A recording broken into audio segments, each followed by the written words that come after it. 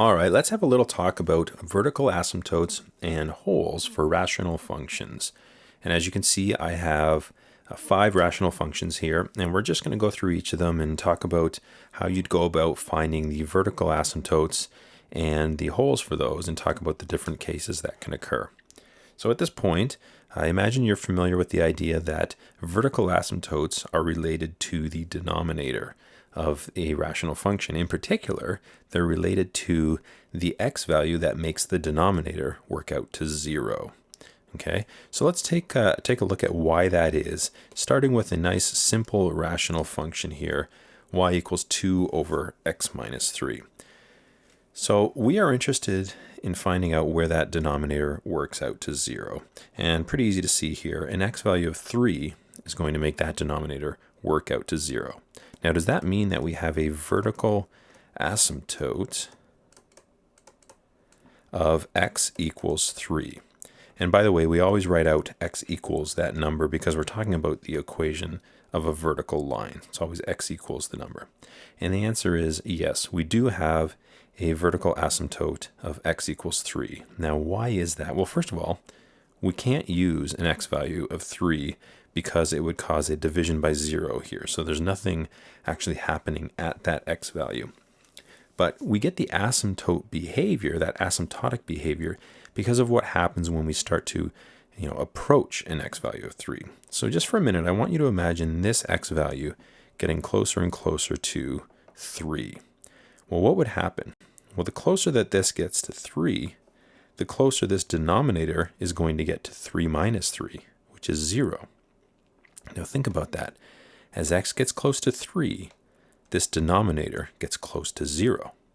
So it's kind of like you're getting close to doing 2 divided by 0. You're not doing 2 divided by 0, but that number on the bottom is very close to 0. And when you divide by something that's very close to 0, you get huge results. Right? Now, if you're approaching 3 from above, getting close to 3 from slightly higher, this is going to be positive. So you're going to get 2 divided by a positive number really, really close to 0, which means you're going to get a huge positive number.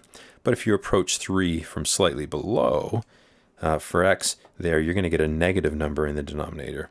It's close to 0, but when you divide 2 by that negative number close to 0, you get this massive negative results, like a big negative number, a very negative number. And that's why you get that look of an asymptote. That's why you get that asymptotic behavior, because this is getting close to 0, which means this whole result is either getting very, very positive or very, very negative. Okay, so that's why that happens. Now, can we always do that? Can we just look at the denominator and say, well, whatever makes that work out to 0 is where we're going to have a vertical asymptote?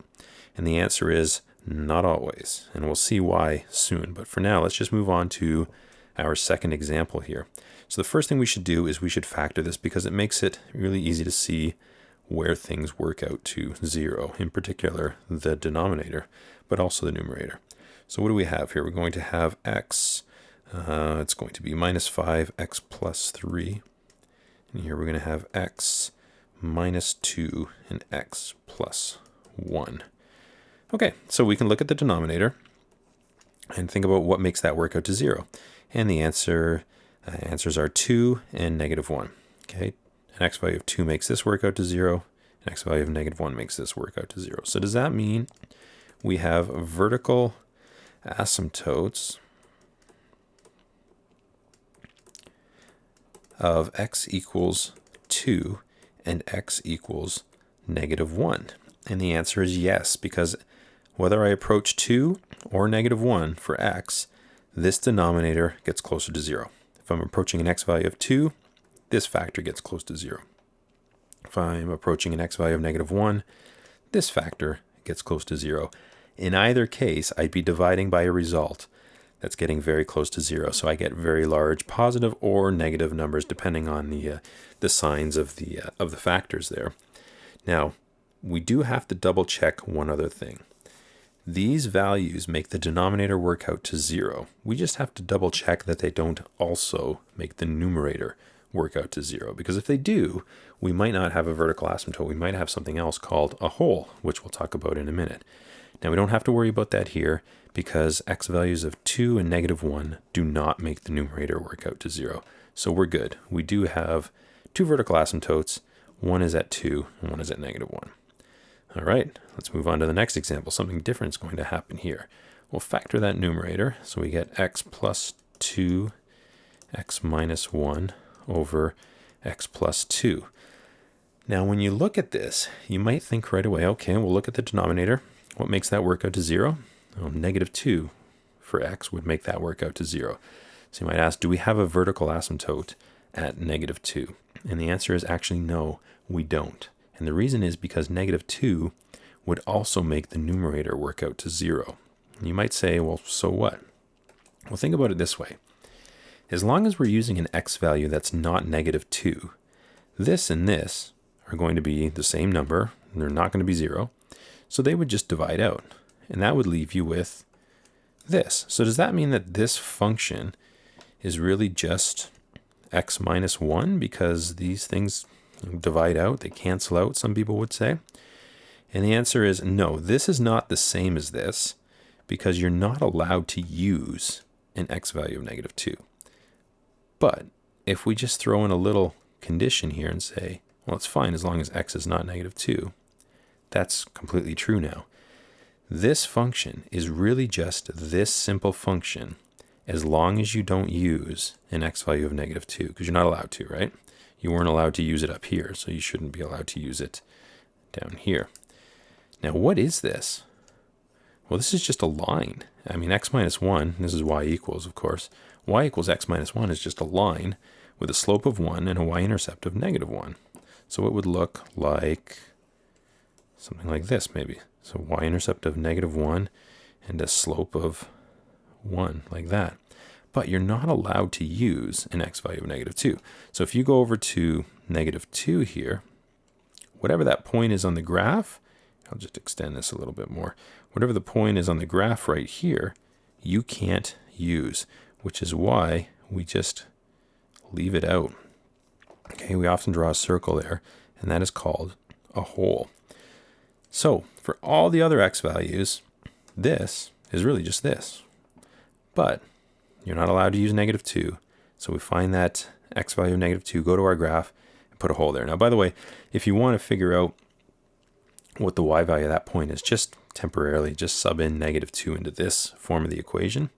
You get negative 2 minus 1, and that's just telling you the y value there would be negative 3. Of course, there's no actual point there.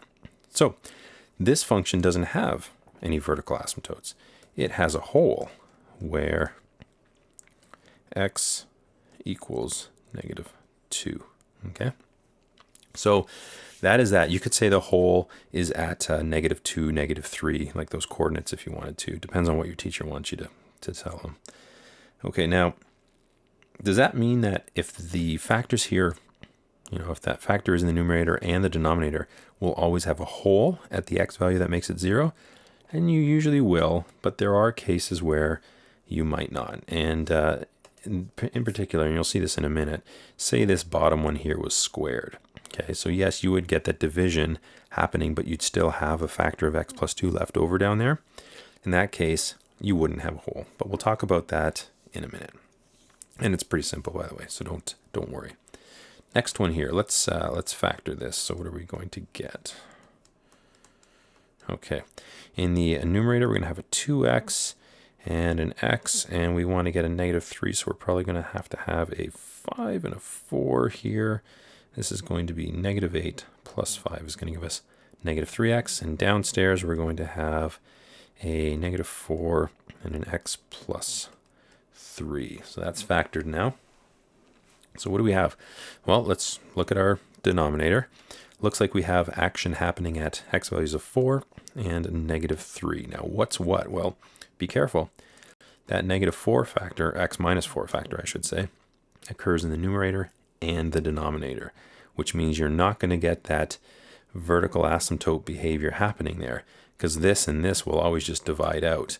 The only thing you got to watch out for is, if x was 4, then you'd be dividing by 0. The point is, you don't have a vertical asymptote at 4. You have a hole there. You do, though, have a vertical asymptote at x equals negative 3. Okay, so we could say vertical asymptote